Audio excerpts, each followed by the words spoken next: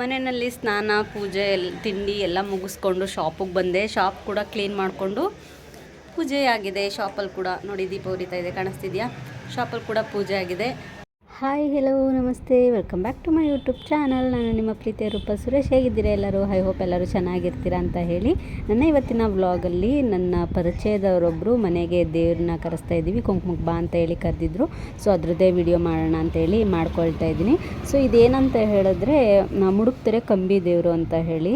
So ಜಾತ್ರೆ ಆಗುತ್ತಲ್ಲ, ತೇರು ತೆಪ್ಪತೇರು ಆದಮೇಲೆ ಒಂದು ವಾರಕ್ಕೆ ಬಸವನ ಮಾಲೆ ಅಂತ ಹೇಳಿ ಆಗುತ್ತೆ. ಬಸವನ ಮಾಲೆ ಆಗಿದ್ಮೇಲೆ ಬಸವನ ಮೇಲೆ ಈ ಕಂಬಿನ ಇಟ್ಟು ಕಂಬಿ ಮೇಲೆ ಪಾರ್ವತಿ ದೇವ್ರನ್ನ ಕೂರಿಸಿ ಶ್ರೀಶೈಲಕ್ಕೆ ಕಳಿಸ್ತಾರೆ.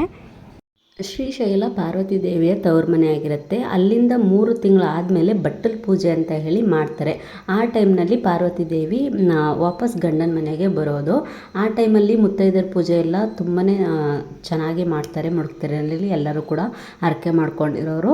ಆನಂತರ ಅದೇ ಥರನೇ ಈ ಕಂಬಿ ದೇವ್ರನ್ನ ಕೂಡ ಯಾರು ಹರಕೆ ಮಾಡ್ಕೊಂಡಿರ್ತಾರೋ ಅವರು ಮನೆಗೆ ಕರೆಸಿ ಪೂಜೆನ ಮಾಡಿ ನೈವೇದ್ಯ ಮಾಡಿ ಅಲ್ಲಿ ಬಂದವ್ರಿಗೆಲ್ಲರಿಗೂ ಕೂಡ ಊಟಕ್ಕೆ ಬಡಿಸಿ, ಹಾಗೆ ಒಂದು 4 ಜನ ಮುತ್ತೈದೆಯರನ್ನ ಕರೆದು ಅವ್ರಿಗೆ ಅರ್ಶಿನ ಕುಂಕುಮ ಕೊಟ್ಟು ಒಂದು 4 ಜನಕ್ಕೆ ಅನ್ನದಾನ ಮಾಡಿದ್ರೆ ತುಂಬಾ ಒಳ್ಳೆಯದು. ಹಾಗೆ ನಾವು ಬೇಡ್ಕೊಂಡಿದ್ದ ಫಲ ಸಿಗುತ್ತೆ ಅನ್ನೋದು ನಂಬಿಕೆ. ಹಾಗಾಗಿ ಇವ್ರ ಮನೆಯಲ್ಲಿ ಈ ಸಲ ದೇವ್ರನ್ನ ಕರೆಸಿ ಪೂಜೆನ ಮಾಡಿದ್ರು. ಹಾಗೆ ನಾವು ತಾಯಿ ಪಾರ್ವತಿನ ನಮ್ಮ ಮನೆಗೆ ಕರೆಸಿದ್ಮೇಲೆ ಮಡ್ಲಕ್ಕಿ ತುಂಬೋದು ಸಾಮಾನ್ಯ. ಹಾಗಾಗಿ ಇಲ್ಲಿ ದೇವ್ರಿಗೆ ಮಡ್ಲಕ್ಕಿನ ತುಂಬ್ತಾ ಇದ್ದಾರೆ. ಅಂದರೆ ಪೂಜೆ ಇಟ್ಕೊಂಡವರು ಕೂಡ ಮಡ್ಲಕ್ಕಿನ ತುಂಬಿದ್ರು. ಹಾಗೆ ಇನ್ನೊಬ್ಬರು ಕೂಡ ಮಡ್ಲಕ್ಕಿನ ತುಂಬ್ತಾ ಇದ್ದಾರೆ. ಅಂದರೆ ಅವರು ಮನೆಗೆ ಕರೆಸಿಲ್ಲ ಅಂತಂದರೆ ನಾವು ಈ ರೀತಿ ಇನ್ನೊಬ್ಬರು ಮನೆಗೆ ಕರೆದಾಗ ಕೂಡ ಹೋಗಿ ನಾವು ಪೂಜೆ ಮಾಡಿಕೊಂಡು ಮಡ್ಲಕ್ಕಿನ ಕೊಟ್ಟು ಬರ್ಬೋದು. ನಮ್ಮ ಬೇಡಿಕೆ ಏನಿರುತ್ತೋ ಅದನ್ನು ಅಲ್ಲಿ ಹರಕೆ ಮಾಡಿಕೊಂಡು ನಾವು ಆ ನಂತರ ಮಡ್ಲಕ್ಕಿನ ಈ ರೀತಿ ತುಂಬಿ ಬರ್ಬೋದು. ಸೊ ನಾನು ಕೂಡ ಅಂದ್ಕೊಂಡಿದ್ದೀನಿ, ನನ್ನ ಒಂದು ಕೋರಿಕೆ ಇದೆ, ಆ ಕೋರಿಕೆ ಏನಾದ್ರು ಈಡೇರಿದ್ರೆ ನಮ್ಮ ಮನೆಗೆ ಕೂಡ ಕರೆಸೋಣ ಅಂತ ಅಂದ್ಕೊಂಡಿದ್ದೀನಿ. ಆ ರೀತಿ ಈಗ ಇವರು ಕೋರಿಕೆನ ಇಟ್ಟು ಈ ರೀತಿ ಮಡ್ಲಕ್ಕಿನ ಕೊಟ್ಟು ಹೋಗ್ತಾ ಇದ್ದಾರೆ. ನೆಕ್ಸ್ಟ್ ಟೈಮು ಅವ್ರ ಕೋರಿಕೆ ಈಡೇರಿತು ಅಂದರೆ ಅವ್ರು ಕೂಡ ಮನೆಗೆ ಕರೆಸ್ಕೋಬೋದು. ಆ ರೀತಿ ಸೊ ಪೂಜೆ ಎಲ್ಲ ಮುಗೀತು. ಎಲ್ಲರಿಗೂ ಪ್ರಸಾದ ಎಲ್ಲ ಕೊಟ್ಟರು. ಆನಂತರ ಮಂಗಳಾರತಿ ಎಲ್ಲ ತೊಗೊಂಡ್ವಿ.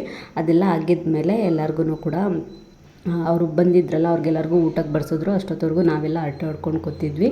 ಆನಂತರ ಆಮೇಲೆ ಅವರು ದೇವ್ರನ್ನ ತೊಗೊಂಡು ಹೊರಟರು. ಆವಾಗ ಎಲ್ಲರೂ ಒಂದು ಫೋಟೋ ತೊಗೊಳ್ಳೋಣ ಅಂತೇಳ್ಬಿಟ್ಟು ಫೋಟೋ ಎಲ್ಲ ತೊಗೊಂಡ್ವಿ. ಮತ್ತೆಲ್ಲರೂ ಕೂಡ ಇನ್ನೊಂದು ಸಲ ನಮಸ್ಕಾರ ಎಲ್ಲ ಮಾಡ್ಕೊಂಡ್ವಿ. ಆನಂತರ ಅವ್ರು ದೇವ್ರು ತೊಗೊಂಡು ಹೊರಟರು. ಅದಾಗಿದ್ಮೇಲೆ ಅಕ್ಕ ನಮಗೆಲ್ಲರಿಗೂ ಅರ್ಶಿನ ಕುಂಕುಮ ಕೊಟ್ಟರು. ಅದಾಗಿದ ನಂತರ ಅವರು ಫಲಹಾರ ಮಾಡಿದರು. ಸೊ ಅಲ್ಲೇ ತಿಂಡಿ ಎಲ್ಲ ತಿಂದ್ಕೊಂಡು ಮುಗಿಸ್ಕೊಂಡು ಅಲ್ಲಿಂದ ಹೊರಟೆ. ಸೊ ಇದಿಷ್ಟು ಇವತ್ತಿನ ನನ್ನ ವ್ಲಾಗ್ ಆಗಿತ್ತು. ಐ ಹೋಪ್ ನಿಮಗೆಲ್ಲರಿಗೂ ಇಷ್ಟ ಆಗಿರ್ಬೋದು ಅಂತ ಭಾವಿಸ್ತೀನಿ. ಮುಡುಕ್ತೆರೆ ಅಕ್ಕಪಕ್ಕ ಯಾರೆಲ್ಲ ಇರ್ತಾರೋ ಅವ್ರಿಗೆಲ್ಲರಿಗೂ ಕೂಡ ಕಂಬಿ ದೇವರು ಅಂತ ಗೊತ್ತೇ ಇರುತ್ತೆ. ಸೊ ಗೊತ್ತಿಲ್ಲದವ್ರಿಗೆ ಗೊತ್ತಾಗಲಿ ಅಂತ ಹೇಳಿ ಈ ಒಂದು ವಿಡಿಯೋನ ನಾನು ಮಾಡ್ಕೊಂಡಿದ್ದೆ. ಇಷ್ಟೊತ್ತು ನನ್ನ ವಿಡಿಯೋನ ನೋಡಿದ್ದಕ್ಕಾಗಿ ತುಂಬಾ thank you for watching friends. Bye, take care.